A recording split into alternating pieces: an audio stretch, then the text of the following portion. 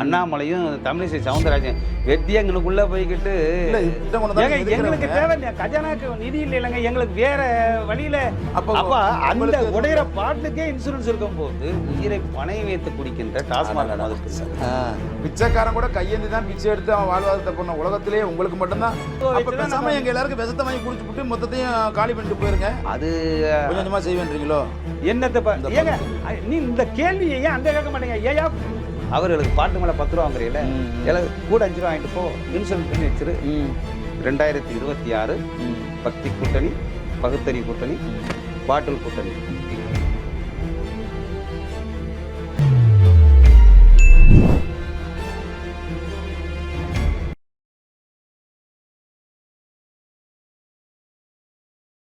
இப்போ மத்திய அரசாங்கம் இப்போ எத்தனால் வந்து கலந்து நிதின் கட்கரி அந்த ஆர்டர் போட்டிருக்காங்க. இப்போ 2% ஏதோ கலக்கிறதா சொல்றீங்க. 5 வருஷமா இதை வந்து தமிழக அரசுக்கிட்ட அந்த உத்தரவு கொடுக்கணுன்றீங்களா? கலந்து நீங்கள் வித்துக்கிட்டு டாஸ்மார்க் வந்து நிச்சயமாக. ஏங்க பெட்ரோல் டீசல் விலை 3 ரூபா குறைப்பேன்னு தேர்தல் அறிக்கையில் சொன்னீங்கல்ல, ஏன் இந்த எத்தனால் வந்து இத்தனை இப்போ 40 எம்பி போயிருக்கிறாங்கல்ல பாராளுமன்றத்தை, தெரியாதா? நிதின் கட்கரியை பார்த்து இந்த அரசுக்கு இந்த டாஸ்மார்க் மதிய வருமானத்தை வைத்து தான் நாங்கள் ஆட்சி நடத்த முடியும் அப்படின்னு இருக்கிற அமைச்சர் பேசுகிற. ஏற்கனவே இருந்த சென்ற ஆட்சியில் எடப்பாடி ஆட்சியிலையும் இதைத்தான் சொல்லிக்கிட்டு இருந்தீங்க. கொஞ்சமாவது தந்தை பெரியார் வழியில அறிஞர் அண்ணா வழியில வந்த தம்பிமார்களுக்கு கொஞ்சமாவது பகுத்தறிவு வேணுமா வேண்டாமா? சொல்றாங்கல்ல, டீசல் பெட்ரோல்ல 2 காங்கிரஸ் ஆட்சியில மன்மோகன் சிங் ஆட்சி காலத்துல 2% கலந்தாங்க. இப்ப 10% கலந்துக்கலான்னு சும்மா ஏதோ தூக்கி 10% ஊத்த முடியாது. அப்படி சொன்னா கூட இவங்க 60-70% கலந்துருவாங்க சொல்லாம கூட இருந்திருப்பாங்கல்ல. அது அவங்களுடைய அடுத்து வரக்கூடிய அது வந்து மத்திய அரசு என்ன பண்ணுவாங்க? 10% மத்திய அரசாங்கம் வந்து ஊத்துறதுக்கு எத்தனால் கலக்கிறதுக்கு அனுமதி கொடுத்தா இவங்க 70% ஊத்திவிட்டு அப்போ எல்லா ஒர்க் ஷாப் கடைக்கு சொல்லி வேண்டாம், அடுத்த ப்ராஜெக்ட் ரெடி ஆயிடுச்சு, அது எல்லா வண்டியும் ஃபயர் ஆகும், வண்டி சீஸ் ஆகிடும், மெக்கானிக் பூரா டெவலப் பண்ணுவோம் அப்படின்னு சொல்லி அப்படி கூட நீங்கள் செய்வீங்கல்ல. அதுக்கு பயந்துக்கிட்டு தானே அவங்க சொல்லாமல் இருக்காங்க. அதெல்லாம் தப்பிக்க முடியாது. அதாவது அந்த அளவுக்கு ஒன்றும் இன்னைக்கு மத்திய அரசு வந்து அவ்வளோ இலக்காரமெல்லாம் கிடையாது. உங்களுக்கு மோடிஜியோ உள்துறை அமைச்சராக இருக்கக்கூடிய இவங்ககிட்ட எல்லாம் கலந்துக்கிட்டதுக்கு அப்புறம் என்ன அந்த அளவுக்கு இங்கே வந்து அண்ணாமலை அதாவது நல்ல சிந்தனையாளர்கள்லாம் இருக்கிறாங்க. பகுத்தறிவு வேணா பட்டு போயிட்டு வரலாம். அதாவது பகுத்தறிவு வளர்த்த தம்பிமார்களுக்கு வேணா பகுத்தறிவு குறைஞ்சிட்டு வரலாம். இப்போ அண்ணாமலைக்கு பகுத்தறிவு இருக்குன்னு நினைக்கிறீங்களா? அண்ணாமலை வந்து இந்த வட்டத்தை, அதாவது இவர் மத்திய அரசு இப்போ 3வது முறையாக ஆட்சிக்கு வந்திருக்கிறது. ஆக்கப்பூர்வமான செயல்களில் இறங்க வேண்டும். அந்த கூட இருக்கக்கூடிய சகாக்களையும் அந்த நல்ல சிந்தனையாளர்களை ஆலோசனை செய்து மத்திய அரசு கொடுக்கக்கூடிய திட்டங்கள். இன்றைக்கி எத்தனால் 10% கலந்தா கரும்பு விவசாயம் கூடும்.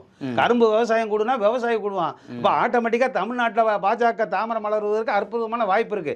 அதை விட்டு போட்டு வெட்டியா அவர் மேல குண்டர் சட்டம் இருக்கு, இங்கிட்டு காலையில எந்திரிச்சா கற்பழிப்பு வழக்கு இருக்கு, அவர் மேல கற்பழிப்பு இருக்கு, ஒரே போலீஸ் வேலையை பார்த்துக்கிட்டு நீ அரசியல் அண்ணாமலை அவர்கள் ஒரு அரசியல்வாதியாக இன்னும் முழுமையா மாறவில்லை. நிச்சயமாக மாறவில்லை. நிச்சயமாக எனக்கு வேதனையா இருக்கு. நீங்க ஏங்க உங்க வேலை என்னங்க? காங்கிரஸ் கட்சியில் அவர் அது வந்து காங்கிரஸ் கட்சி பார்த்துக்கிட போது அவருடைய செயல்பாடை பார்த்து தமிழக மக்கள் பார்த்து கிடப்புறாங்க. இது வந்து ஒரு தனி மனிதனை விமர்சிக்கிற மாதிரி. 1 மாதம் ஆட்சிக்கு வந்து 1 மாதம் ஆகுது. இன்னைக்கு பட்ஜெட் போட போறாங்க, மத்திய அரசு பட்ஜெட்டை போட போது அதில் என்ன வேணும்? இன்னைக்கு எய்ம்ஸ் மருத்துவமனை வந்து இந்த மதுவினால் பாதிக்கப்பட்டவங்களுக்கு ஒரு குடிபோதை மறுவாழ்வை முழுவதுமாக மதுவினால் பாதிக்கப்பட்டவர்களுக்கு மத்திய அரசு அதை மதுரையில் மருத்துவமனையை கொண்டு வந்தாச்சுன்னா பாஜகவுடைய செல்வ கூட போகுது. எய்ம்ஸ் வந்து முழுக்க இந்த குடிகாரர்களுக்காக உருவாக்கப்பட்ட மருத்துவமனைன்னு நினைக்கிறீங்களா?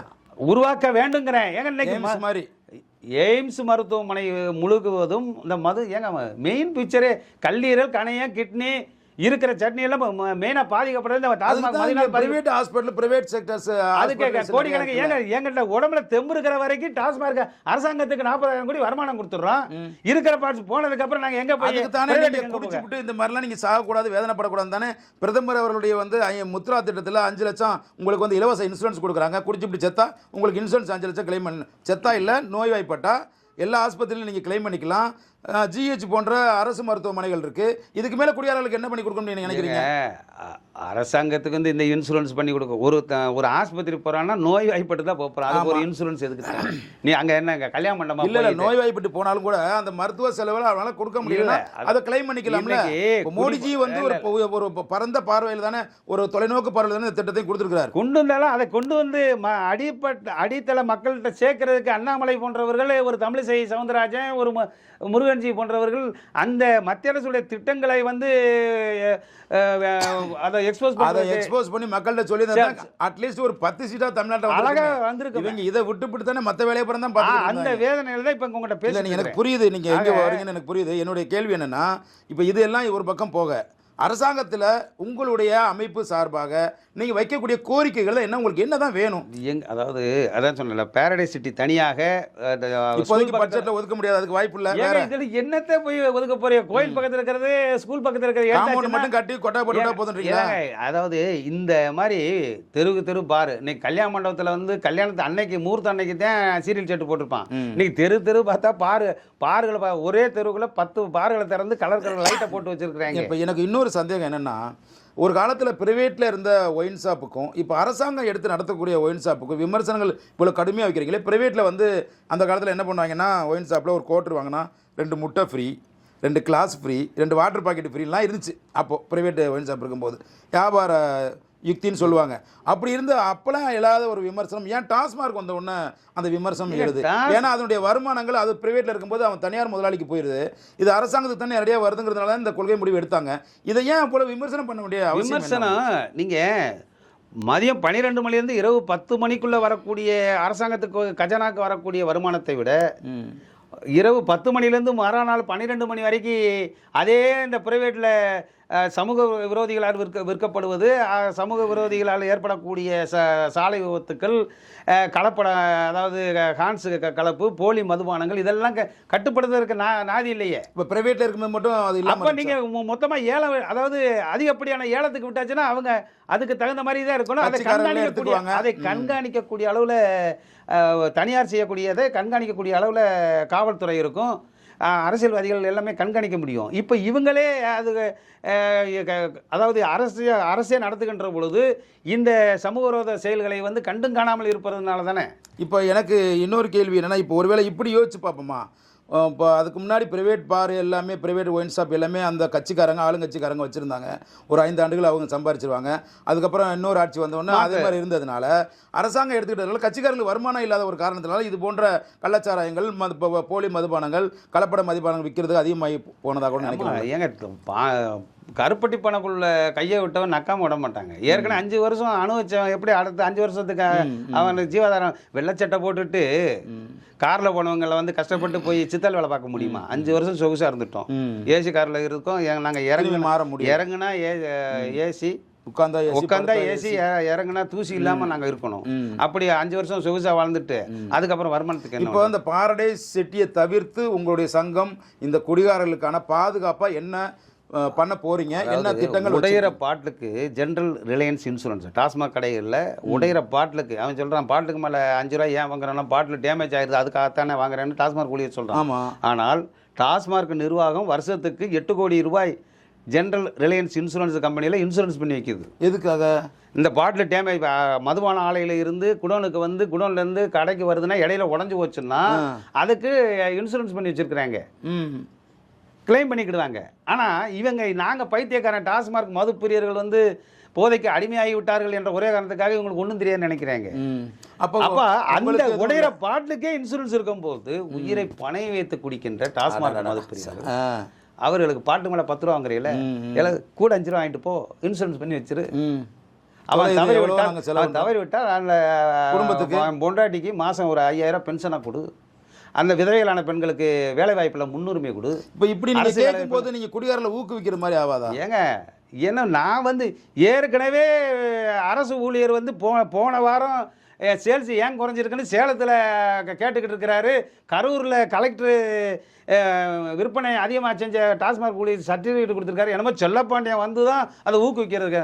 இவங்க தான் நாங்கள் அது இல்லாமல் ஆட்சி செய்ய முடியாதுன்னு செல்லப்பாண்டியன் வேற ஏதாவது ஊர்ல இருந்து நாங்கள் கவலைப்பட்டிருக்க மாட்டோம். சாத்தூர்ல இருந்து வந்து கவலைப்படுறோம். ஏங்க சட்டம் மக்களால் தேர்ந்தெடுக்கப்பட்ட சட்டமன்ற உறுப்பினர்கள் கொள்கை முடிவு என்ற பேரை எடுத்து அதைத்தானங்க நான் பேசிக்கிட்டு இருக்கிறேன். அதை தாண்டி நான் கள்ளச்சாராயத்தை பத்தி பேசுறேன்னா, கஞ்சா பத்தி பேசுறேன்னா, புளிப்பை பத்தி பேசுறேன்னா, வேற பொருளை பத்தி பேசுறேன்னா, அரசாங்கம் விக்குது நாங்க குடிக்க, நீ மூடு நாங்க மூடிட்டு போறோம் சொல்றேன். நீ மூடிட்ட இந்திய சுதந்திரத்துக்கு மூடி தானே கொடுக்குறேன், நீங்க திறக்கிறீங்கன்ற. ஏங்க மூடி, அதாவது அந்த மூடி சீல் பண்ணி கொடுக்குறீங்க. நான் என்ன கேட்குறேன், குடிக்கணும்னு முடிவு பண்றேன், நீ சாக போறேன்னு தெரியல, நீ மெடிக்கல்ல கூட தான் மருந்து இருக்குது, விஷம் இருக்குது, அதை வாங்கி குடிக்க வேண்டியது, ஏன் இப்போ நீ அதில் போய் குடிச்சு சாகல? இல்லை, நல்ல கேள்வி இது. அந்த மது 756 வகையான மதுபானங்கள் இருக்கு இல்லையா, கடல் நீர்ல இருந்து சொல்லும் தெரியும் உங்களுக்கு ஓரளவு. அது என்ன, கடல் நீர்ல இருந்து சென்னையில் கடல் நீர், மீஞ்சூர் கடல் நீர்ல இருந்து சுத்தம் பண்ணி தண்ணியா கொண்டு வந்து குடிக்கிறதுக்கு சென்னையில் கொண்டு வந்து கொடுக்காங்க. ஆனா நீங்க சொன்னே பாருங்க, அந்த மூடியை டைட் பண்ணி கொடுக்காங்கன்னு. காவிரியில இருந்து வரக்கூடிய காவிரி ஆத்துப்படுகையில் ஒரு 10-15 மதுபான ஆலைகளை வச்சு விவசாயத்துக்கு பயன்படக்கூடிய நீரை உறிஞ்சு குடிக்கிற தண்ணி 30 ரூபா. நீங்க கோட்டர் தயார் பண்றதுக்கு 1 லிட்டர் சரக்கு தயார் பண்ணணும்னா 10 லிட்டர் தண்ணி வேணும். நல்ல தண்ணியில தயார் பண்ணி 786 வகையான மதுபான பாட்டில அடுக்கி வச்சுட்டு எதுக்கு குடிக்க, எதுக்கு, அது வீட்டுக்கும் நாட்டுக்கும் கேடு அப்படின்னு போட்டுட்டு அதை என்னத்துக்கு வச்சிருக்க, அதை ஏன் டைட்டா வச்சிருக்க, அதை அந்த கடல் நீர்ல இருந்து குடிக்கிறதுக்கு குடிப்பியாக்கும் குடும்பத்தை கெடுக்கிறதுக்கு, தாலி அறுக்கிறதுக்கு, நல்ல தண்ணி விவசாயத்தை பாதிக்கக்கூடிய தண்ணியில இருந்து தயார் பண்ணி வச்சுட்டு நீ ஏன் குடிக்கணும்னா, ஏங்க நான் பகுத்தறிவு பூமியில பிறந்தவன், நான் நான் தான் சொல்றேன், கலரா வச்சிருந்தா திறந்து வச்சா போதாங்க செய்வான். இல்ல ஓவரா பகுத்துட்டீங்களோன்னு தோணுது. என்னத்தை ஏங்க நீ இந்த கேள்வியை ஏன் அங்க கேட்க மாட்டீங்க? ஏயா கடல் இருந்து இங்கே கொடுக்குற நல்ல தண்ணியை வச்சுட்டு 756 வகையான கோயில் பக்கத்துலையும் ஸ்கூல் பக்கத்துலையும் பொது இடங்களையும் திறந்து வச்சுட்டு ஏன் குடிக்க போற, நீ விஷத்தை குடிக்க வேண்டியது ரொம்ப அறிவுபூர்வமாக கேள்வி கேட்கல. அந்த அறிவுபூர்வமான கேள்வியை ஏன் அந்த அமைச்சரை கேட்க மாட்டேங்க? கேட்டாச்சு, மக்களும் போராடுறாங்க, அரசியல் கட்சி தலைவர்களும் போராடுறாங்க, தொடர்ந்து போராடி தான் இருக்காங்க. இதுக்கான தீர்வு வந்து அதிகாரத்தின் உச்சத்தில் இருக்கக்கூடிய அவங்க தான் முடிவு பண்ற இடத்துல இருக்காங்க. இப்போ என்னன்னா, உங்க சங்கம் சார்பாக இந்த மாதிரி குடிச்சிட்டு உயிரிழந்து போயிடுறாங்க, அப்போ அந்த குடும்பத்துக்கோ இல்லை அந்த பெண்களுக்கோ ஏதாவது சட்ட உதவிகளோ வேற ஏதாவது பொருளாதார உதவி ஏதாவது உங்க சங்கம் சார்ந்து? அரசாங்கம் கடையை திறந்து வைக்கும், அவங்க 10-12 மணி திறந்து வைப்பாங்க, 10 மணி வரைக்கும் போதைக்கு ஏதோ அடிமையாயிட்டாங்கன்னா ஒரு குடிபோதை மறுவாழ்வு மையங்கள் திறந்து, செல்வி ஜெயலலிதா அவர்கள் 2015 நாங்கள் வந்து சேப்பாக்கத்தில் உண்ணாவிரதம் இருக்கிறேன், அம்மா குடிபோதை மறுவாழ்வு மையங்கள் திறக்க வேண்டும்னு நான் உண்ணாவிரதம் இருக்கிறேன். 2016 தேர்தல் அறிக்கையில் தீவுத்திடல்ல அறிக்கை சொல்றாங்க, படிப்படியாக குறைப்போம், பாதிக்கப்பட்டவர்களுக்கு டி அடிக்ஷன் சென்டர் திறப்புன்னு சொன்ன தலைவி ஜெயலலிதா அம்மையார் அவர்கள். அந்த மாதிரி நீ வந்து ஏங்க சைதை துரைசாமி அதிமுக ஆட்சியிலே, அம்மா ஆட்சியிலே சைதை துரைசாமி அவர்கள் நம்ம தண்டியார்பேட்டையில குடிபோதை மறுவாழ்வு மையங்கள் திறந்தார். நீ நல்ல சிந்தனையெல்லாம் விட்டு போட்டு குடிபோதை மறுவாழ்வு மையங்கள் திறந்து அவர்கள் அதிலிருந்து மீட்பதற்கான வழிவகைகளை செய்ய துப்பு கிடையாது. நீங்க நம்ம இதே சொல்றீங்க, 21 மதுபான ஆலைகள் இருக்கு. சிஎஸ்ஆர் என்று சொல்லக்கூடிய கார்பரேட் சிஎஸ்ஆர், அதாவது 100 கோடிக்கு மேல எந்த கார்பரேட் கம்பெனியாக இருந்தாலும் 100 கோடிக்கு மேல டேர்ன் ஓவர் பண்ணால் அந்த பகுதி மக்களுக்கு ஒரு நிதியை ஒதுக்கணும், ஒரு 2%. சரி மக்களுக்கான ஏதாவது ஒரு நிவாரணமோ ஒரு நல்லது செய்யறதுக்கோ அந்த சிஎஸ்ஆர் என்று சொல்லக்கூடிய கார்பரேட் அந்த சர்வீஸ் ஃபண்டு இதுவரைக்கு நான் கேள்வி கேட்கிறேன். இந்த தேர்ட் மீடியா மீடியா மூலியமாக நான் அரசாங்கத்திற்கு நான் கோரிக்கை வைக்கிறேன். ஐயா முத்துசாமியை பார்த்து கேட்கின்றேன், தமிழ்நாட்டில் இதுவரை டேர்ன் ஆகி கொண்டிருக்கின்ற மதுபான ஆலைகளில் இருந்து சிஎஸ்ஆர் ஃபண்டு எத்தனை கோடி யாருக்காக செலவு செய்யப்பட்டது என்பதை சொல்ல முடியுமா? அதாவது ஒரு 100 கோடிக்கு மேல போகக்கூடிய இதுல இருந்து வரக்கூடிய வருமானத்துல இருந்து இத்தனை % வந்து பொதுமக்கள் 100 கோடிக்கு மேல ஒரு கார்பரேட் கம்பெனி, அது எந்த கம்பெனியாக இருந்தாலும், அது டிவிஸாக இருக்கட்டும், ஹோண்டாயா இருக்கட்டும், ஏன் ஸ்டெர்லைட் ஆலை ஏன் மூடப்பட்டது? நீ சிஎஸ்ஆர் ஃபண்டில் இருந்து அந்த முறையாக அது எஃப்ளைன் ட்ரீட்மெண்ட் பிளான்ட் வச்சு பொதுமக்களை பாதிக்காத வகையிலே நீ பண்ணியிருந்தா எந்த ஆலையும் மூட வேண்டிய அவசியம் கிடையாது. ஒரு சாயப்பட்ட ஆலை ஈரோடு, திருப்பூர், இங்கிட்டு பனியன் ஃபேக்டரி இருந்து வரக்கூடிய கழிவுகளை எல்லாம் நீங்க அதெல்லாம் முறையாக அந்த மாதிரி இதெல்லாம் செய்யாம நீங்க குடியார சங்கம் இவங்க என்னத்தையோ கேள்வி கேட்பாங்க, ஏதோ உளர்வான்ங்கிற நினைச்சிட்டு இருக்காங்க. தமிழ்நாட்டிலே பிறந்த செல்லப்பாண்டியன், எங்களுக்கும் சங்கம் வைத்து தமிழ் வளர்த்த பாண்டிய மண்ணிலிருந்து வந்த செல்லப்பாண்டியன். இல்ல அந்த சங்கம் வேற, இந்த சங்கம் வேற. அந்த சங்கம் எல்லாமே உலகத்துக்கே வழிகாட்டக்கூடிய வீரம், விவேகம், எல்லாத்துக்கும் வழிகாட்டக்கூடிய சக்தி தமிழக இளைஞர்களுக்கும் தமிழக மக்கள்கிட்ட இருக்கு. நான் தான் சொல்லிட்டேனே. இப்ப நீங்க மக்களை வந்து குடியாரன்னு சொல்லக்கூடாது, மது பிரியர்கள்னு சொல்லணும்னு சொல்றது நிச்சயமாக. ஆமா, ஏமா ஏங்க தன்பண்டு தன் பிள்ளை சோறு சம்பாத்தியம்னு போய்கிட்டு இருக்கிறவனுக்கும் நாங்கள் அரசாங்கத்துக்கு 40,000 கோடி விடிஞ்சா கோட்டைக்கு கொடுக்குறதா குடும்பத்துக்கு கொடுக்குறதான்னா 500 ரூபா சம்பளம் 700 ரூபா சித்தாள் வேலைக்கு போயிட்டு வாங்கிட்டு வந்தால் இங்கே கோட்டைக்கு 300 ஸ்நாக்ஸுக்கு இவ்வளோன்னு போட்டு அங்கே கொடுத்துட்டு இருக்கமே, கோட்டைக்கும் பார்த்து குடும்பத்தையும் பார்த்துக்கிட்டு இருக்கிற எங்களை பார்த்து குடியாரன் அப்படின்னு சொன்னால் அப்புறம் எப்படி நாங்கள் ஏற்றுக்கொள்ள முடியும்? அதனால தான் எங்கள் ஐயா கூட சொன்னார் இல்லையா, காலையில் குடிக்கிறவங்களை வந்து மதுப்பிரியன்னு சொல்லணும்னு சொன்னாரா இல்லையா? சொன்னாங்கல்ல. அப்போ அரசாங்கத்துக்கு வரோம் தன்பண்டு தன் பிள்ளை சோறு சம்பாத்தியம் சுயமாக சம்பாத்தியம் பண்ணி வச்சுட்டு போகிறவங்களுக்கு மத்தியில் நாங்கள் இருக்கிறவங்களை எங்களால் மதுப்பிரியன் சொல்லணும். நிச்சயமாக அரசாங்கம் விற்கக்கூடிய மது குடிக்கிறவங்க பெண்களை வந்து கற்பழிக்கிறவனை வந்து பெண் விரும்பியவர் சொல்லலாமா? அது சட்டவிரோதமாக செய்யக்கூடியது. இது அரசாங்கம் கொள்கை முடிவு. நீங்க சட்டமன்ற உறுப்பினர் எங்க விற்கிற கள்ளக்குறிச்சியில் சாவு நடந்ததுன்னா அங்கே அதிமுக எம்எல்ஏ திமுக எம்எல்ஏ வந்தா கள்ளச்சாராயம் காய்ச்சவன தான் அதிமுக எம்எல்ஏ அங்கே கொண்டு வந்தாங்க. அவர் என்ன செஞ்சிருக்கணும்? உடனே வந்து இங்கே கள்ளச்சாராயம் ராஜினாமா பண்ணியிருந்தாருன்னா இன்னைக்கு கதை வேற. இப்போ உங்க சங்கத்தை சிதைக்கிற அளவுக்கு அரசாங்கம் ஒரு பின்புலமா செயல்படுதுன்னு நான் குற்றம் சுமத்துறேன். ஏன்னா நீங்க வந்து உண்மையிலேயே இந்த மது குடிப்போரை வந்து ஊக்குவிக்கிறீங்களோ இல்ல ஒருவேளை அவங்க குடிக்கக்கூடாது கொள்கை முடிவு ஏதோ ஒன்று சொல்லிட்டு வந்தாலும் கூட உங்க சங்கத்தினுடைய சட்டத்திட்டங்களை சிதைக்கிற அளவுக்கு கட்சிக்காரர்கள் இப்பொழுது பின்புலமாக இருந்து இப்போ வந்து ஒரு 60 பேர் இறந்து போனவங்களுக்கு கிட்டத்தட்ட ஒருத்தருக்கு வந்து 10 லட்சம் கொடுத்து ஊக்குவிக்கிறாங்களே, அப்போ உங்களுடைய சட்டத்திட்டங்கள் உங்களுடைய சங்கம் செயல்பாடுலாம் சிதைஞ்சிச்சுன்னு அர்த்தம். இது அருமையான கேள்வி. இது அரசாங்கத்துக்கு கண்ணியமிகு கொரோனா காலத்திலையும் கட்டம் போட்டு காவல்துறை கண்காணிப்போடு கண்ணியமாக காவல்துறை 10 ரூபாய்க்கு மேலே ஏன் கேட்டானா கூட மரக்கணத்தில் இறந்தாங்க அப்படின்னு சொல்லி இல்லை 10 ரூபாய் ஏன் எதற்கென்று கேள்வி கேட்டப்போ கூட இழுத்து வச்சு 4 சாத்தின காவல்துறை உண்டு. அதையும் அடி வாங்கி கொண்டு இன்று வரை கண்ணியமாக அந்த கொள்கை முடிவுக்கு கட்டுப்பட்டு கொள்கை முடிவுக்கு கட்டுப்பட்டு விற்கிற விலைக்கு மேலே கேட்க எல்லாத்துக்கும் ஊழியர்களுக்கும் சகிப்புத்தன்மையோடு நாங்கள் வாங்கிக்கிட்டு இருக்கிறவங்களுக்கு அதைத்தான் சொல்லிக்கிட்டு இருக்கிறேன். உடையிற பாட்டுக்கு இன்சூரன்ஸ் இருக்கு. இந்த கள்ளச்சாராயம் அதாவது தமிழக பட்ஜெட்ல வருஷத்துக்கு 5 கோடி ரூபாய் கள்ளச்சாராயம் காய்ச்சறவங்களுக்கு, புழல் சிறைக்கு போறவங்க, மதுரை ஜெயிலு திருச்சி ஜெயிலுக்கு போயிட்டு வரவங்களுக்கு ஒரு பெட்டி கடை, ஆடு மாடு மேய்க்கிறதுக்கு கூட இன்னைக்கு வரைக்கும் வருஷம் ஃபுல்லாக 5 கோடி ரூபா ஒதுக்கி வச்சிருக்கிறாங்க. இன்னைக்கு நாங்கள் கஷ்டப்பட்டு கோடிக்கணக்கில் கஜனா வச்சு 8 லட்சம் கோடியில் கடனை குறைங்க, ஆட்சி நிர்வாகத்தை நல்லா பண்ணுங்க.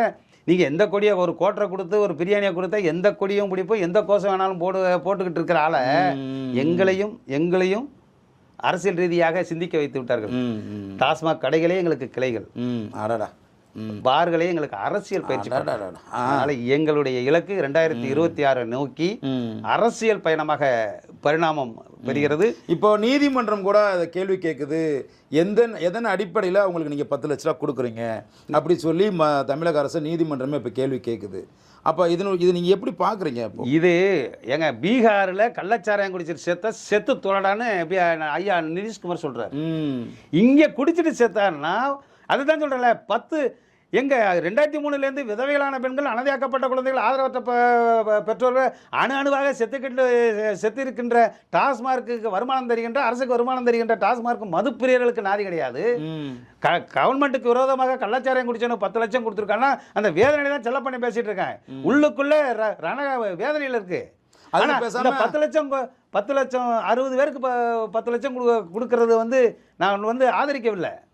அதனால தான் இப்போ விக்கிரவாண்டியில் நாங்கள் வேதனையோடு வீதிகளில் கிடக்கின்ற பாட்டில்கள் பாட்டில இப்போதைக்கு பொறுக்கி தான் இப்ப deposit அரசியல் கட்டி- ஏங்க இவங்களுக்கு சொல்லி புரியல. அப்ப எல்லாருக்குமே வந்து ஒரு ஃபண்டு சோர்ஸுங்கிறது ஏதோ ஒரு வணிக நோக்கத்துல இருந்து பணம் வருது, வேற எங்கெங்க இருந்தெல்லாம் பணம் வருது. உங்களுக்கு வீதி முழுவதும் சிதறப்பட்டு கிடக்குது உங்களுக்கு ஃபண்டு. செதறி கிடக்கிற பாட்டில பொறுக்குனாவே எங்களுக்கு Fund கோடி வந்துரும். கணக்குங்க. எங்க நிர்வாகிகள் வந்து ஒருத்தன் கோணிப்பை எடுத்துட்டு கோட்டர் பாட்டில பொறுக்குனாவே அது 140 ரூபா பாட்டிலும் கிடக்கும், 2000 ரூபா பாட்டிலும் கிடக்கும்.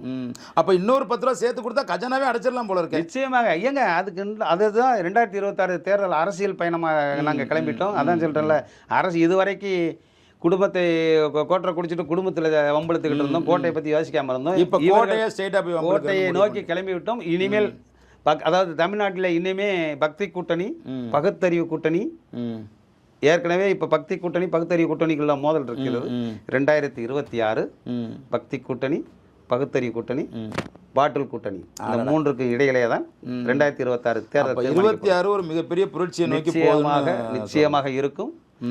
அதான் கட்சி கொடி இல்லாத கிராமங்கள் இருக்கலாம், கட்டிங் போடாத கிராமங்கள் கிடையாது. நாங்கள் கோட்டையில் கை வைத்தால்தான் யாரும் கோட்டையில் குடியேற்ற முடியும். கடனுக்காக குடிக்கின்றோம் கண்டு நடுநடுங்கிட. ஊத்தி கொடுப்பவர்கள் எல்லாம் சங்கம் உரிமைகள் கேட்கின்ற பொழுது, டாஸ்மாக் ஊழியர்கள் உரிமைகள் கேட்கின்ற பொழுது, உயிரை பணைய வைத்து குடிக்கின்றவர்கள் உரிமைகள் கேட்டே தீருவோம், அந்த கோட்டையை பிடித்தே தீருவோம் அப்படின்னு முடிவு பண்ணிட்டீங்க. நிச்சயமாக. இப்போ எல்லாருமே ஒரு கட்சிக்குன்னா ஒரு கொடி இருக்கும். எனக்கு வந்து உங்களை பார்க்கும்போது தெலுங்கானா சந்திரசேகர ராவ் அவர் கட்சி கொடியினுடைய கலர் வந்து இந்த மாதிரி பிங்க் இருந்துச்சு. எனக்கு 2 கேள்வி இதிலேருந்து வருது. ஏன் இந்த கலரை சூஸ் பண்ணீங்க? ரெண்டாவது, இந்த பாட்டிலுக்கு மேலே தாலி தொங்குதே ஏன்?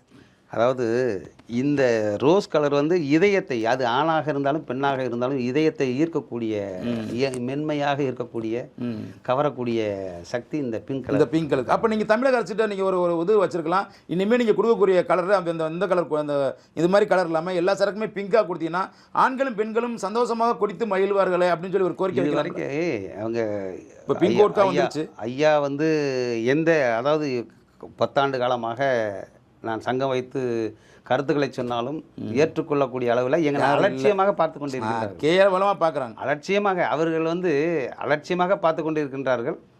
ஆஃபில் எடுத்து விட்டு அவர்கள் இருப்பார்கள் என்று நினைத்து கொண்டார்கள். நாங்கள் அரசியல் பயணத்துக்கு இறங்கி விட்டோம். 12 தேர்தல்களை சந்தித்து விட்டு தயாராகி கொண்டிருக்கின்றோம். செருப்பு ஒரு திக்கம் கிடைக்கும், கைலி ஒரு திக்கம் கிடைக்கும். டாஸ்மார்க் மது பிரியர்கள் டவுசர் மாடல் உள்ளாடைகளை போட வேண்டும். மது குடித்தாலும் மானத்தோடு வாழ்ந்த டவுசர் மாடல் ஜட்டிகளை போட வேண்டும். குடிக்க வர்றேன் வந்து ஜட்டி அந்த போடக்கூடாது, டவுசர் மாடல் போட்டால் தான் மானத்தோட வீட்டுக்கு போக முடியும். சட்டையும் வேட்டையும் கழட்டி விட்டு போனால் கூட டவுசர் மாடலோட டவுசரோட போயிடலாம் அப்படின்னு எல்லாமே ஒரு 10 ஆண்டு காலமாக சொல்லி ஒரு தொலைநோக்கு பாருங்க. அந்த வகையில் இந்த பாட்டில் மூடிய திறந்தா தாலி அந்துருங்கிற ஒரு விஷயத்தை வந்து அதில் சொல்கிறோம். அப்படி கீழே வந்தீங்கன்னா மதுவில் மாணவர்கள் மதிமயங்கி கொண்டு இருக்கின்ற, இது வந்து 2010 ஒரு பத்திரிகை செய்தியாக வந்தது. யூனிஃபார்மோடு மாணவர்கள் வந்து அதை வாங்கிக்கிட்டு இருக்கிறாங்க. அந்த அவலங்களை வந்து அதில் மீட்டெடுக்கணும். அது அப்படியே உள்ள மூழ்கிக்கிட்டு இருக்கின்றார்கள். அவருடைய அம்மாவுடைய தாலி எங்க வந்து மூடிய திறந்தா தாலி அந்துரும். இது எல்லாம் மீட்டெடுப்பதற்காக அவருக்கு ஞாபகம் வரணும். அதை பார்க்கும்போது திறந்தா தாலி அந்துரும். மாணவர்கள் கிட்டத்தட்ட ஒரு 16% பேர் இன்னைக்கு போதைக்கு அடிமையாகி கொண்டிருக்கின்றார்கள். இதுல இருந்து மீட்டெடுப்பதற்காக இந்த இப்போ டாஸ்மார்க் மதுபான போதையில தாண்டி தமிழகத்தில் நிறைய இப்போ இந்த கலாச்சார சீரழிவு, இந்த கஞ்சா போன்ற பொருட்கள் அதிகமாயிருச்சு. இதை பற்றி உங்களுக்கு போட்டியாக அது வந்துருச்சு. நானும் அதான் யோசனை பண்ணேன். எப்படி ஒரு இளைஞன் வந்து ஒரு கல்லூரி மாணவன் டாஸ்மார்க்குடைய சரக்குக்கு அடிமையாகிறான்னு யோசிச்சு பார்த்தா, இன்னைக்கு நம்ம எங்கள் காலத்தில் பார்த்தீங்கன்னா கடலை முட்டை, எள்ளுருண்டை, இந்த மாதிரி தான் இருக்கும் முட்டைகள்லாம். அது போக பார்த்தீங்கன்னா இந்த கார்ட்டூன் பொம்மைகள் மாதிரி தான் பள்ளி முட்டாய் அந்த மாதிரி இருக்கும். ஆனால் இப்போ அனைத்து பள்ளி மிட்டாயை போட்டால் கூட பள்ளி மிட்டாய் போட்டால் கூட பாட்டில், சின்ன பாட்டில், ஒரு குவார்டர் பாட்டில் சைஸில் அதுக்குள்ளே பள்ளி மிட்டாயை போட்டு அப்போ ஞாபகப்படுத்துகிறான். அதை ஞாபகப்படுத்துகிறான். அடுத்து மாணவர்கள் அந்த போதையில் அடிமையாகக்கூடிய அளவில் இப்போ பூலிப்புங்கிற ஒரு கலைஞனை, இந்த இப்போ சந்தானம் படம் ஒன்று இப்போ வந்து கேமராமேனோட வச்சுருக்கான். அந்த மாதிரி தலைவாணி அந்த மாதிரி அந்த சிறு சிறு போதைகளை தூண்டக்கூடிய அளவில் இந்த சுகாதாரத்துறை உருவாக்கி, உணவு பாதுகாப்புத்துறையும் சுகாதாரத்துறையும் அதை கண்காணிக்க தவறியதன் காரணமாக பள்ளிக்கூடங்கள் பக்கத்துல, கல்லூரி பக்கத்துல இந்த மிட்டாய் வகைகளை வந்து கண்காணிக்க வேண்டும். அதை கண்காணிக்க தவறியதன் காரணமாகத்தான் இன்னைக்கு அதனுடைய வளர்ச்சி வந்து கல்லூரி மாணவர்கள் இருந்து அந்த சிறு சிறு போதைக்கு அடிமையாகி வருகிறது. மாணவர்கள் இருந்தே உருவாக்குறாங்க. அப்போ இது முற்றிலுமாக தமிழ்நாடு முழுவதும் மளிகை கடையில் இருந்து, பெட்டி கடையில் இருந்து, ஸ்கூலு, கல்லூரி பக்கத்தில் இருக்க அனைத்து கடைகளிலும் இந்த மிட்டாய் வகைகளை கண்காணித்து தரத்தை சோதித்து இதில் என்ன கலந்திருக்குது என்பதை கண்டுபிடித்தால் மட்டுமே வருங்கால இளைஞர்களை பாதுகாக்க முடியும். இல்லை என்று சொன்னால் இந்த டாஸ்மார்க் மதுக்கடைகளை மூடுவதற்கு நாதி கிடையாது. நான் சொன்ன மாதிரி இதுக்கு மாற்று சொல்லக்கூடிய அந்த எத்தனால் கரும்பு கழிவில் இருந்து வரக்கூடிய இன்னைக்கு கள்ளச்சாராய சாகுகள் வந்து ஏன் விழுப்புரம் மாவட்டங்கள் அதிகமாக நடக்குன்னா கரும்பு சர்க்கரை கிண்ணம், அதாவது கரும்பு அதிகம் விளையக்கூடிய மாவட்டம் விழுப்புரம் மாவட்டம். அதனால இது மாதிரி உங்களுக்கு தமிழ்நாடு முழுவதும் வரக்கூடிய அந்த கரும்பு கழிவில் இருக்கக்கூடிய அந்த எத்தனாலை வந்து பெட்ரோல் டீசலில் கலந்தா பெட்ரோல் விலை டீசல் விலையை குறைக்கலாம். இதுக்கு மாற்றாக கொண்டு வரலாம். இதை சிந்திக்க இந்த பகுத்தறிவு பூமியிலே பிறந்த தந்தை பெரியார் வழியிலே அறிஞர் அண்ணா வழியில வந்த தம்பிமார்கள் சிந்தித்து செயல்பட வேண்டும் வேதனைகளை தான் இந்த தேடை உங்களுடைய தமிழ்லேருந்து பேசுறீங்க. உங்களுடைய வேதனை எல்லாம் புரியுது. இப்போ எனக்கு ஒரே ஒரு கடைசி கேள்வி, உங்களுடைய இந்த சங்கத்தில் கலந்துக்கணும்னா அதுக்கு என்ன பண்ணணும்? நாங்கள் நிச்சயமாக எங்களுக்கான தகுதி என்ன? நிச்சயமாக தகுதி வந்து இப்போ ஜாதி சங்கம்னா நீங்கள் சொல்லியிருக்கீங்க மூடிய திறக்கிறவன்லாம் என்னுடைய உறுப்பினர். அதுக்காக நீங்கள் தேங்காய் எண்ணெய் முடிய நீங்கள் அதுக்காக போய் தேங்காய் எண்ணெய் முடிய திறந்தேன், நான் வாட்டர் பாட்டில் முடிய திறந்தெல்லாம் கிடையாது. டாஸ்மார்க் அரசாங்கம் தெளிவாக இருக்கணும். அப்போ எந்த வகையில் பார்த்தாலும் உங்கள் சங்கத்தில் என்னென்ன நான் குடிக்கணும். குடிக்காதவங்களுக்கு விழிப்புணர்வு தேவையில்லைங்க. தன் பிள்ளை சோறு சம்பாதிக்கிறாங்க, எதுக்கு விழிப்புணர்வு? குடிக்கிறவன் தானே விழிப்புணர்வு கொடுக்க முடியும். குடிக்காதவர்களுக்கு எதுக்கு விழிப்புணர்வு? அங்க டாஸ்மாக் கடையில போய் பாட்டில் 140 ரூபா சரக்கு அவன் கேட்கற 10 ரூபா எக்ஸ்ட்ரா கொடுன்னு கேட்டா சத்தமிடாம கொடுத்துட்டு அரசாங்கத்தோட கொள்கை முடிவு. அதுல நான் தெளிவா இருப்பேன். அரசாங்கத்துடைய 118 எம்எல்ஏக்களுடைய கொள்கை முடிவு, அந்த அமைச்சரவை எடுத்த கொள்கை முடிவுல நான் ஒரு துளியும் மீற மாட்டீங்க. அங்க போய் கொடுத்துட்டு வாங்கிட்டு வந்துட்டேன். ஏன்னா அதுக்கப்புறம் 10 ரூபாய் ஏன் கொடுத்தேன்னா கன்னியமுக காவல்துறை கப்புன்னு வந்து பிடிச்சி அடிச்சு போடுவேன். ரெண்டாவது நீங்க குரல் கொடுத்தீங்கன்னா உங்களுக்கு மாசம் வரக்கூடிய பேமெண்ட் வராமையும் போயிடும். எனக்கு அவசியம் கிடையாது. நான் இங்க வருங்க, குற்றச்சாட்டு அதுக்காக சொல்றேன். எங்களுக்கு நான் தான் சொல்றேன், கீழே எடுக்க நான் இன்னைக்கு எனக்கு பெட்ரோல் போடணும்னா உலகத்திலேயே பிச்சைக்காரன் கூட கையேந்தி தான் பிச்சை எடுத்து அவன் வாழ்வாதாரத்தை பண்ண. உலகத்திலேயே உங்களுக்கு மட்டும்தான் பணங்கள் இரு சாலை ஓரங்களிலும் உங்களுக்கு பணமழையாக கொட்டி. அது அந்த நம்மளுடைய நாட்டுடைய ஆட்சியாளர்கள் செஞ்ச புண்ணியம். அந்த அளவுக்கு எங்கும் யாரும் பசியோட இருக்க வேண்டிய அவசியம் கிடையாது. பாட்டில் பொறுக்கினீங்கன்னா ஒன்றும் இல்லை. இப்போ டிஃபன் சாப்பிட்டு முடிவு பண்ணால் அப்படி நடந்து போனால் 10 பாட்டில் ஒன்று கடையில் கொடுத்துட்டு 100 ரூபாய் வாங்கி சாப்பிட்டு போயிட்டே இருக்கலாம். தமிழ்நாடு அந்த அளவுக்கு செல்வம் அந்த கொளிச்சு போய் கிடக்கு. அதை புரிஞ்சவன் வந்து பொறிக்கிட்டு அது பாருங்க. காலையில் நீங்கள் ஒன்றும் இல்லை, அதிகாலை 5 மணிக்கு சென்னை மாநகரில் ஒரு ரவுண்டு வாங்க. என்ன அந்த தெருவோரம் பொறுக்குறான்னு சொல்கிறேங்க. அவங்க 5 to 6 மணிக்குள்ளே 1000 ரூபா சம்பாத்தியம் பண்ணிட்டு அவர் போயிடுவார். அடடா, படித்த பட்டதாரி கூட அப்படி வாங்க முடியாது. சென்னை மாநகரில் நீங்கள் எந்த நகரில் பிழைக்கணும்னாலும் எங்கள் டாஸ்மார்க் மது பிரியர்கள் அங்கே 10 மணியோட அவர் மூடிட்டு போகிறார் இல்லையா, காலையில் 5 மணிக்கு என் வாழ்க்கையில் முன்னேறணும்னு நீ நினைக்கிறவர்களும் காலை 5 மணிக்கு எந்திரிச்சு 4 மணிக்கு எந்திரிச்சு வாக்கிங் போகிறவங்க அப்படியே பையன் போனால் போயிருக்கா 1000 ரூபா முடிஞ்சு வச்சு. அப்போ அந்த காலத்துலேருந்தே காலை 4 மணிக்கு அந்த எந்திரிச்சிங்கன்னா உங்களுக்கு நிறையா இது கிடைக்குன்னு சொன்னது இதுதான். இதை வச்சு தானோ அதிகாலையில் எந்திரிச்சாவே பிரம்ம முகூர்த்தத்தில் பிரம்ம முகூர்த்தம் நல்லா இருக்குது. நல்லது. பிரம்ம முகூர்த்தத்தில் இருந்துச்சுன்னா பிராந்தி பாட்டு நிறையா கிடைக்கும். ஆடாடா லேட் ஆயிடுச்சுன்னா வேற ஒருத்தன் பிறக்கிடுவான். ஐயாங்க அது இது ஜனத்தை 8 கோடி பேர்ல ஓடிக்கிட்டே இருக்கோம். அப்போ எந்த வகையிலையும் உங்க சங்கத்துக்குள்ள நான் வரதுக்கு வாய்ப்பு இல்லையா? அதுதான் சொல்றேன். எனக்கு என்ன 756 வகையான மதுபான வகையில் நீங்க போய் வாங்கிட்டு குறைஞ்சது 20 பகுத்தறிவு பூமி இல்லையா, என்ன குடிச்சிருக்கேன்னு தெரிய வேண்டாம். என்ன குடிச்சிருக்கேன்னு தெரியாம எவ்வளவு ஆல்கஹால் இருக்கு, பீருனா 8%, கல்லுன்னா 4%, பிராந்தி விஸ்கி இதுனா அதிகபட்சம் 35 to 48 வரைக்கும் இருக்கணும். என்ன குடிச்சிருக்கேன்னு தெரியாம அதுல என்ன இருக்குன்னு தெரியாம ஒரு விஷயத்தை தெரியாம நீங்க கட்சிக்குள்ள வந்து வரக்கூடாதுல்ல. அது அட்லீஸ்ட் மோந்தாவது பார்த்துருக்கணும். அதுல தொடர்ந்து ஒரு 20 வகையான மதுபான வகைகள் பேர் 756 வகையான சரக்குல ஒரு சொல்ல தெரிஞ்சிருக்கும். ஏங்க ஒரு 8 போட்டு 10 கேள்வியை கேட்கறாங்க, அப்பனா தான் லைசன்ஸ் தராங்க. நீ வாழ்க்கையவே தொலைக்க போறேன்னா அதுல ஒரு பேசிக்கா அந்த நாட்டு மக்களுக்கு வழி காட்ட போற அப்படின்னா எவ்வளவு ஒரு 20 சரக்கு பேர். அக்காட் brandy, Admiral brandy, British brandy, லாச்சரம் brandy, Monitor brandy, Morpheus brandy, இப்படி ஒரு 20 பேர் சொல்லிட்டீங்கன்னா நீங்க அடிப்படை உறுப்பினர் ஆகும். அதுக்கப்புறம் தான் அடுத்து மாவட்ட ரேஞ்சில் வரணும். அதுக்கெல்லாம் தகுதி இருக்கு. இது எல்லாமே இப்பயே சொல்ல முடியாது. முடியாது. சில விஷயங்களை சொன்னா தான் எல்லா விஷயத்தையும் சொல்லிட்டுன்னா நீங்க தலைவராயிருங்க. மூன்றாம் கண் தொலைக்காட்சி சார்பாக பார்க்கக்கூடிய நேயர்களுக்கு சப்போஸ் உங்களை பார்த்து இந்த சங்கத்தில் சேரணும்னு நினைச்சாங்கன்னா அதுக்காக யோசிச்சு கேட்டேன். வேற அதுக்காக டாஸ்மார்க் கடையில் போயிட்டு என்னென்ன சரக்கு இருக்குது என்ன ஏதுன்னு பார்த்துக்கணும். முடிஞ்ச 20 சரக்கு பாட்டில் பொறி கொண்டு வந்து கொடுத்தீங்கன்னா கூட அதை நிதியாக ஏற்றுக்கொண்டு அப்படியே செய்யலாம். 20 பாட்டில் பொறி கொண்டு வந்து கொடுத்துட்டா உறுப்பினர் அட்டை கையில் கொடுத்துருப்போம். ஆடாடா. அப்போ நீங்கள் இன்னொன்று பண்ணுங்க. அரசாங்கத்துக்கிட்ட ஒரு சுற்றுச்சூழலும் பாதுகாக்கப்பட்டோம், கட்சியும் வளர்ந்தது மாதிரி இருக்கும், உங்களுக்கு வருமானமும் வந்த நிதியும் வந்தது மாதிரி இருக்கும். அவ்வளோதான். அதை விட நீங்கள் என்னென்னா நம்ம இந்த சாராயத்துறை அமைச்சர்கிட்ட நீங்கள் அடிக்கக்கூடிய அவர்கிட்ட போகணும். இல்லை ஒரு கோரிக்கை உங்கள் சார்பாக நீங்கள் போக வேண்டியதில்லை. நீங்கள் சொன்னால் அவர் கேட்பார். முத்துசாமி அவர்கள் ஒரு இனிமேல் நீங்கள் அடிக்கக்கூடிய டாஸ்மார்க் சரக்கில் உள்ள லேபிளில் பூரா ஒரு QR கோடு எங்களுடைய ஸ்கேனிங்கை போட்டு விட்டிங்கன்னா அவன் குடிச்சு விட்டு வேதனையில் அப்படியே எங்களோட விருப்பினர் ஒரு மிஸ்கால் கொடுத்தா இந்த பிஜேபி லேனியர்லாம் ஒரு மிஸ்கால் கொடுத்தா நீங்கள் இணைஞ்சிட்டேன்னு சொல்லுவாங்க. அந்த மாதிரி உங்கள் QR கோடை ஸ்கேன் பண்ணிட்டாங்கன்னா உங்கள் கட்சியில் இணைஞ்சது மாதிரி இருக்கும்.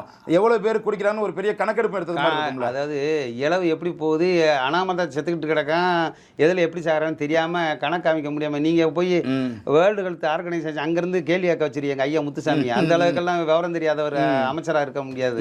அவ்வளோ இருந்தால் தான் ஆஸ்பத்திரியில் கல்லீரல் கணையம் பாதிக்கப்பட்டவங்க ஏங்க இறந்தாலுமே குடியினால இறந்தாங்கன்னு சர்டிஃபிகேட் கொடுக்கறதுக்கு நாதி கிடையாது.